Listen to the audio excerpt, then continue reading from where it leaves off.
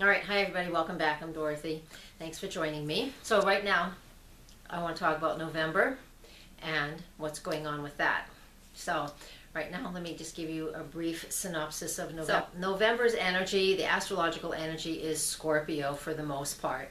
With the sun already in the sign of Scorpio, we're looking to be a little more intense. We're looking at clearing the things that have been part of our lives for a very long time that we want to get rid of, because Scorpio is very well known for transformation. And for things to transform, we need to see what really is the root of any issue or the cause of issues that we might have in our lives. So this is an opportunity once a year, especially when the sun moves through that Scorpio energy, for us to be made aware of what is deep within, what is hidden from ourselves, what we hide from ourselves, or where this transformation in our lives need to happen. And so we're going to work with that because we have many planets moving through the sign of Scorpio and a few others, and we'll get to the details of that in a second.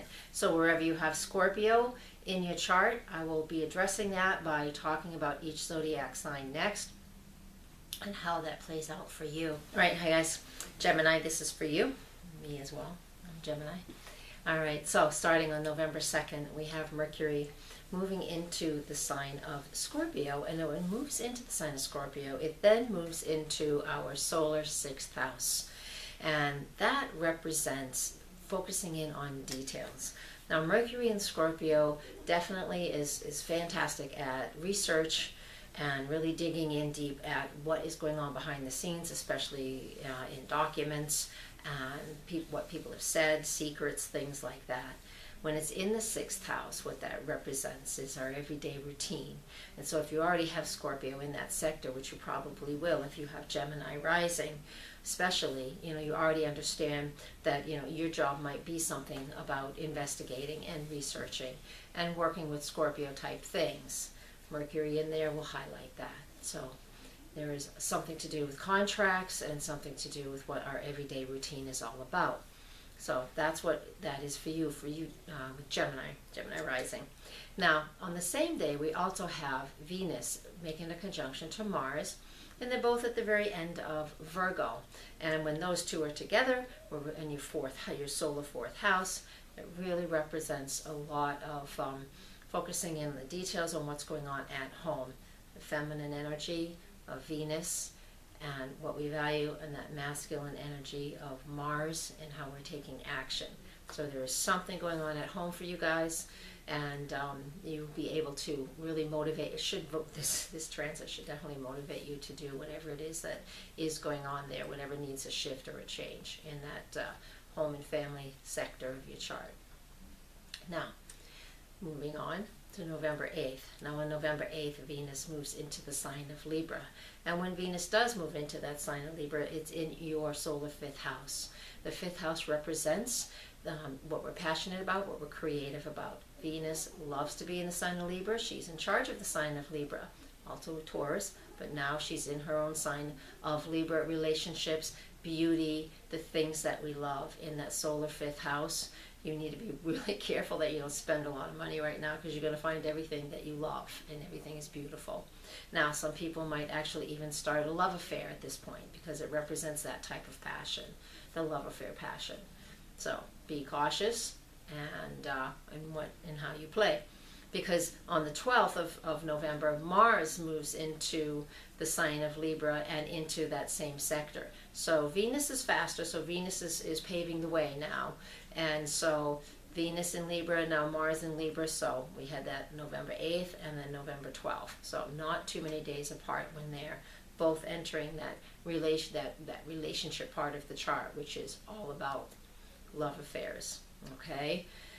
And what we're passionate about. So you can use it in a couple different ways, like I already mentioned. You can engage in a very fun and passionate love relationship with somebody, or you can engage your own passion and start creating things that you love to do.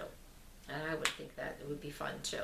Mars, when it is in the sign of Libra, can be passive aggressive. So don't allow that to take over. What you can do with this energy is to really engage in things that you're passionate about and very harmonious activities, as opposed to being passive aggressive.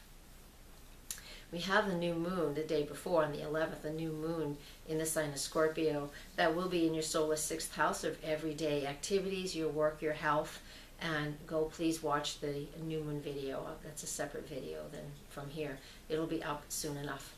Just go hunt it down. You'll see it. The new moon in Scorpio, November 11th. And I'm going to move on. Right around the November 20th, we also have another sign change. Mercury moving into the sign of Sagittarius. That goes into your 7th house of relationships and partnerships. Now there's kind of a theme here. Did you hear that already? We have a lot of relationship and partnership stuff going on because of Venus. And the 7th house is where Venus likes to be.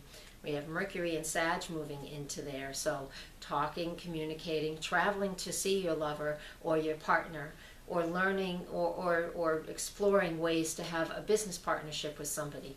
These are the things that are going on for you with Gemini rising starting around November 20th. On November 22nd, the Sun follows suit and moves into the sign of Sagittarius as well. So focusing in again on your relationships and partnerships is what is going to happen for you. On the 24th and then the 29th of November, all of these things come together. So what we have is we have Mercury in Sag, the Sun in Sag, and they both make a conjunction to Saturn already in your 7th house, your solar 7th house. So the 20th, the 22nd, the 24th, and the 29th of November are 4 transits, 4 aspects that all happen within 9 days, but they're all going to lead one to the other. So what this means is when Mercury connects with Saturn in that 7th house of relationships and partnerships, it's all about examining what we have verbally agreed to within our relationships and partnerships. When the Sun comes and connects with that Saturn energy as well, we really need to be prepared and ready to either sign contracts, truly understand what it is we're doing in a relationship and why we're doing it. This is really fun. This is fun and comfortable energy. You can actually even feel like you're making some headway in a long-term relationship with somebody, or stepping up your game and taking things to another level, so to speak. Even in your business partnerships, you can anchor things in because Saturn wants us to be responsible and disciplined. And when it is moving through the 7th house like it is now for you, it's all about working through old karma within the dynamic of relationships. And with all these planets piling in there as the fast-moving planets, and they'll be in and out within 3 to 4 weeks, you know, they're helping you to accelerate this process with Saturn. So we're looking at releasing things that don't work and really stabilizing the things that are working in our partnerships and relationships. It's a great way to work this energy. All right, so that's the month of November for you. You're going to have to rewind. You go right ahead because I said an awful lot there. Thank you, and please share, please subscribe. There's buttons all over the place. I don't know where they'll be, but you do that. Please share and subscribe. Thank you, and blessings. Come to my website.